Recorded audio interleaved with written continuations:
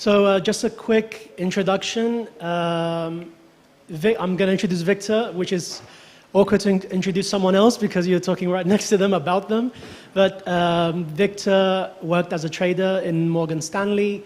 Then he joined TransferWise, now known as Wise, when they had around 5 people in the UK, and started Plum as a chatbot in 2016, and then as a company in 2017, if I'm correct. Plum specializes in helping people save money through a variety of tools. So it's in the fintech space, 1.7 million customers, 10 European markets, offices in the UK, Athens, and Nicosia. I, on the other hand, am the business editor of the Cyprus Mail. I've also worked in technology companies and some other companies as well in the UK and Cyprus. And yeah, we'll talk about the Cypriot innovation and startup ecosystem. So just to get on with the conversation, so Cyprus has come, in relative terms always, leaps and bounds in recent years with a lot of new companies setting up shop on the island, a lot of foreign talent moving here. I'd like to hear Victor's thoughts on those efforts, and what is your view on this? Yeah, well, thanks to be here. I guess it's a bit unfortunate that the other speaker left because I live in I live in London. I built the company there. TransferWise that I worked at was a big experience. A company that I don't know if people know it, but it was a company that I joined when it was around 5 people.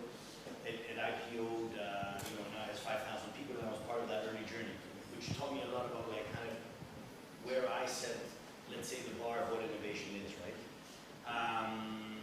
And I think the main reason we opened an office in Cyprus to hire some great people here, which we found. A lot of them have had experiences abroad, right, which is very key in terms of kind of where they set their ambitions. But I think for me the interesting thing is that for me the definition of innovation is something a lot different, right? And I haven't engaged, let's say, in Cyprus, let's say on a call it political or government level with initiatives. But I have seen around us other successful countries like Israel or Estonia that actually create serious innovation, right? And I've also been part of these companies, which I believe TransferWise is probably one of the most successful businesses in Europe in fintech, right? They really disrupted the cost of money moving around. Plum in its own way, we're not that big and successful yet, but I think we are going to get there. We're around 180 people, and we're innovating how people save and manage their money.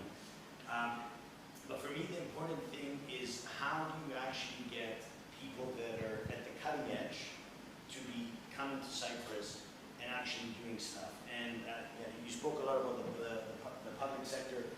I don't know much about it, right? I'm kind of a person that more focuses on getting stuff done on my own, right, and bringing that initiative. And for me, the big question is how can you get the top companies actually taking, an office in Cyprus, seriously, and bringing people that are at the cutting edge of technology, of innovation, of building, because really the ways that we build in startups in my sector is very different to how I call them traditional companies operate, build, innovate, right? It's a completely different mentality.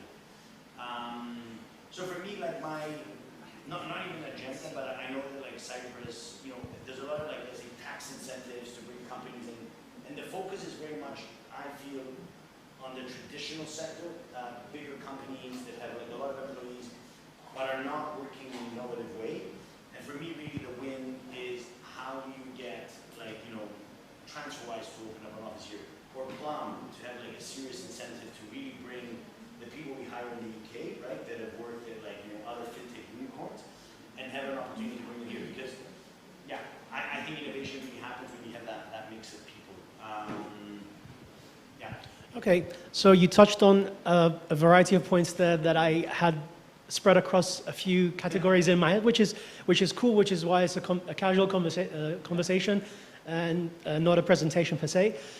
So you mentioned Israel, Estonia, I would add Berlin in there, and of course London as huge centers.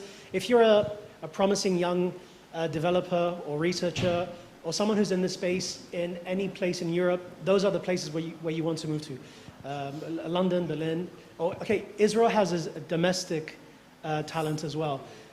What do you think Cyprus can take from a place like Israel? Look, it's not something I've studied myself massively, so I'm not like, the most, let's say research person on the topic, but like from figuring it out a bit, is that I think what Israel did apparently like many years ago, is they went to American VCs and told them, we will allow you, you guys know what you're doing, right? We don't know what we're doing. We don't know how to identify high potential candidates. We don't know how to funnel the funding. But we will whatever you invest, we'll invest, and I think we'll also like cover your losses, right? So I think the key is to identify the people that will filter, right? Who you give the money to, right? In order to be able to get those high potential people, right? So I'd like to see initiatives like that, right? That are very targeted, right? And it doesn't mean it's the only strategy, but you need a parallel strategy to try and win the proper top talent, right? To influence the rest of the people that have the right mentality, but they have no one to show them, right? And that's the problem. Okay, so that would require Cyprus to rethink a little bit its approach, because it's very risk averse in general. The governments are afraid to, they don't really understand the concept of, what do you mean I'm going to put 10 and I might not get the whole amount back? You have to be able to risk something for the potential of getting something much bigger every now and then, which is what VCs do basically. So if you want to work with them, then you have to accept that approach from the private sector as well. Okay. But look at this example, right? You're again, I haven't studied the Israel example in great depth. I'm sure there's a lot of research and books on it, right? But the key component there is how do you identify people that are at the cutting edge of innovation, right? Properly at the cutting edge of innovation, and how do you enable them to show you the way?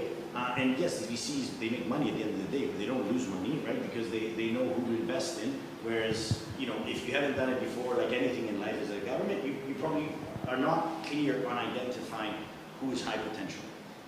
So that's what I think I'd like Cyprus to invest in, to have like a program where they actually bring what I consider like top quality companies. Okay. Sorry. Another thing is that if you want to bring people over, they have to be able to bring their families, if they have families as well. So it's not just a digital nomad who is by himself or by herself and is happy to move around. You have to be able to bring your husband, your spouse, your children. What do you think Cyprus should do or can do to help in this regard? Look, I think unfortunately, with the Ukrainian war, I'm in touch with some companies.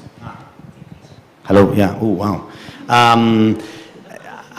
So I've been in touch with some companies that had to relocate because of the war in the Ukraine, and some of them came to Cyprus. And these are companies that I consider, let's say, in the consumer space, global top-rated companies, right? There's one they've moved a lot of their offices to Limassol somewhere called Flow, right? It's a pregnancy tracking app, right? But it's like 10 million downloads, more than 10 million downloads globally, and it's the leader there, and they have very good technology. So, and I'm friends with some of the people there, and a lot of the people are very happy here with their families. I mean, from a schooling perspective, from a obviously weather perspective, we have a lot to sell. So yeah, but I mean, I think there should be incentives that enable the families to move. But I think, like, from the feedback I've gotten, at least from these people with young families, that once you're here, right, and I'm presuming it's easy to come here, it's the ecosystem is very nice to have a family. Okay. Yeah, on my end, I would say that one of the pieces of recurring feedback that I received is the issue of housing. Which is obviously in very high demand. So that's something that that's been coming up in conversations a lot with people in this space. But I think that's being worked on to some degree. Okay. If a person has a choice between Cyprus and somewhere else in Europe, what is the competitive aspect in terms of a company? In terms of relocating here, how do we convince them to come? Look, I think as long as you're I mean, I think if you can target companies that would never consider coming here, right? And I mean companies that are, because a lot of, like, I think to have innovation, you need people that are, let's say, not early in their journey, but you don't want, let's say Google opens an office here and brings a bunch of engineers, right? I don't think that those people will be people that necessarily will leave and create another business, right? But if you bring a business that is, let's say, 100 people, right? And we have incentives to bring 50 people here, and these people are like eager, hungry. They've joined that early stage company because they believe in the mission and they want to build something. Those people may go on and do something else of their own, right? So I think that's the type of people you want to incentivize to bring here. And I think if you, we got to acknowledge that these people are, highly stimulated and they prefer to be in London and Berlin and New York and San Francisco, right? That's the type of people we need. And you need to have like some level of like, I don't know, crazy incentives, right? Both for the company, both for that individual potentially, right? To make up for what they have to give up. But I think it has to be super targeted, right? And if you do that, I think it makes sense. If you can have it for a cohort of like truly high innovation, high impact individuals. Okay, so we're keeping that point. It has to be highly targeted. It can't be a scattergun approach in terms of incentives or other schemes. Okay, one of the crucial things for startups is agility and speed. What do you think should be done in terms of bureaucracy in Cyprus? Have you had any experience with that? Look, I mean, we're regulated in Cyprus both from CySIC and from the central bank. I mean, I think CySIC is quite commercial, which has had, I'm talking quite unfiltered, but it has the pluses and minuses, right? That Cyprus has had a bad reputation in certain areas, right? But I chose to be here because I'm from here and I wanted to get regulated here. The central bank, on the other hand, is quite like slow and quite bureaucratic. Which makes it very difficult if you want to be like a payments business or a bank, right, to consider Cyprus as a place to get regulated. So we've seen a very big difference in the speed of interaction from those two regulators. But yeah, that's an important component, I think, to build a business here. Okay, and that's very interesting to see the contrast between those two institutions. Okay. We touched on the majority of the points that I had in mind for this conversation. So if we have time, I think we'll be happy to take some questions from anyone. Yeah.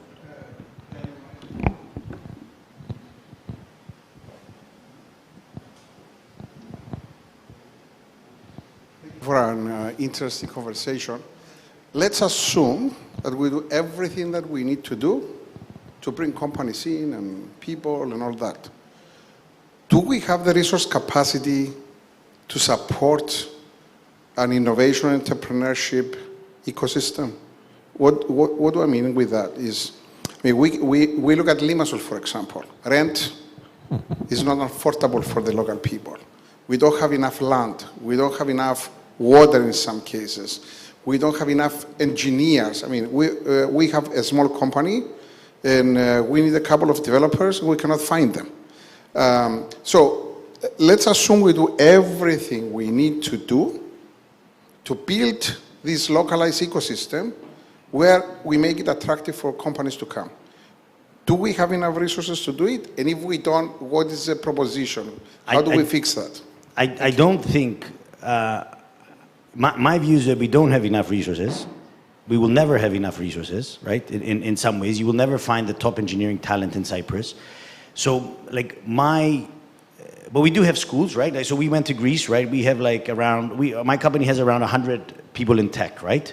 And we opened, it's not huge, it's not small.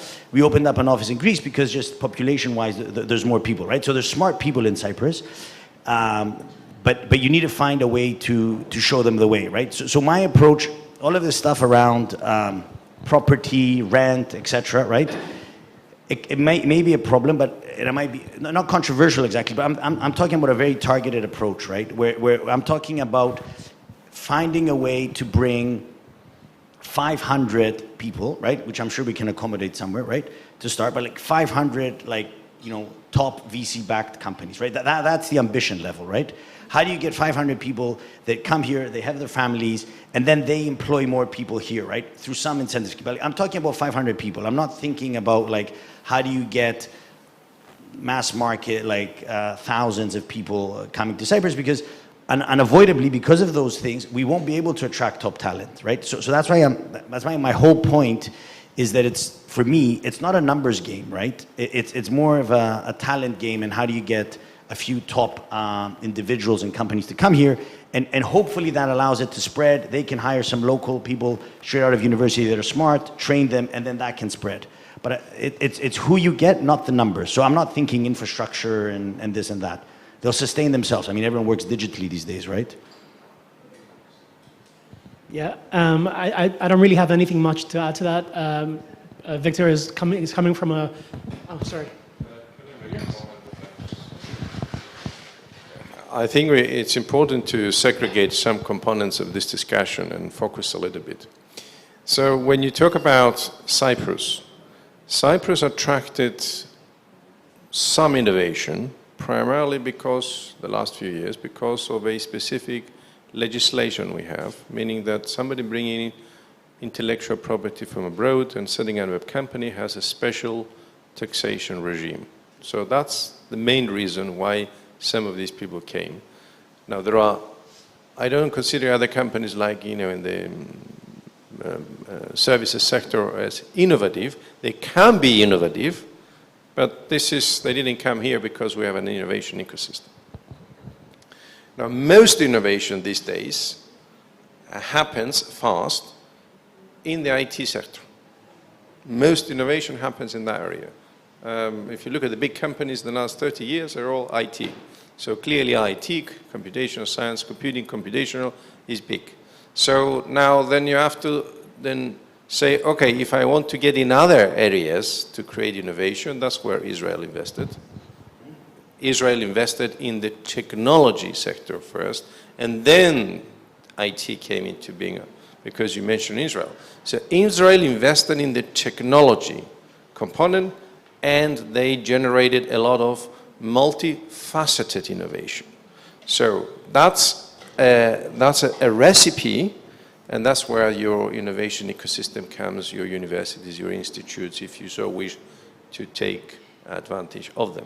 So I think it's that. But I want to also touch on the Limassol situation.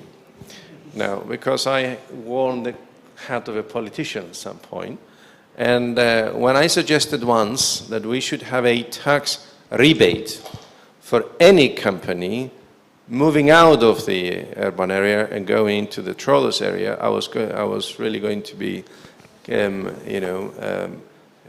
shot. They said, are you asking the companies to leave Limassol and go to Bedoulas and set up a company? I say, yes, I'm asking them to go there. Why not? So we can have a decentralization taxation policy, and Cyprus is one of the most underpopulated countries, by the way. Great. Yeah, no, good. I mean, thanks for that. I think and this is what I'm saying, like, I'm not like on a policy level, and I know, yeah, policy deals with like larger numbers and larger tax incentives, and I think my, let's say, only ask is how do you have a policy as well that targets true innovators, not large companies that are looking for some tax incentive, some tax benefit, because real innovators care more about the environment rather than some little small tax break. A lot of these companies are loss-making as well, right, in the early years. So giving me a tax break is not something that I will pursue in the early years where I'm investing in building. Yeah, cool. Okay. Very good. Yeah. Thank you very much for your time. Thank you.